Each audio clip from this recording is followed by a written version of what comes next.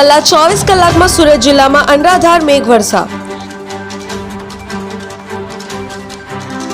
જિલ્લામાં સવારના 6 થી બપોરના 2 વાગ્યા સુધીમાં અડધાથી લઈને 5.5 ઇંચ સુધીનો વરસાદ.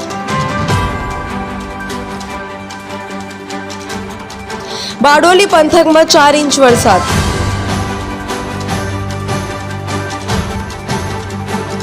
સતત વરસાદને પગલે નીચાણવાળા વિસ્તારોમાં વરસાદી પાણી ભરાયા.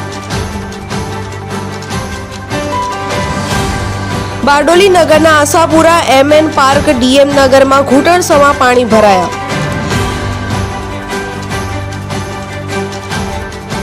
બારડોલી અને બાબેરને જોડતો રેલવે અંડરપાસ પાણીમાં ગરકાવ. સાવચેતીના પગલે વાહન વ્યવહાર બંધ કરાયો. અંડરપાસ બંધ થતા ટ્રાફિક જામના દ્રશ્યો સર્જાયા. બારડોલીની શિવશક્તિ સોસાયટીમાં વરસાદી પાણી ભરાતા મંદિરમાં પાણી ઘૂસ્યા.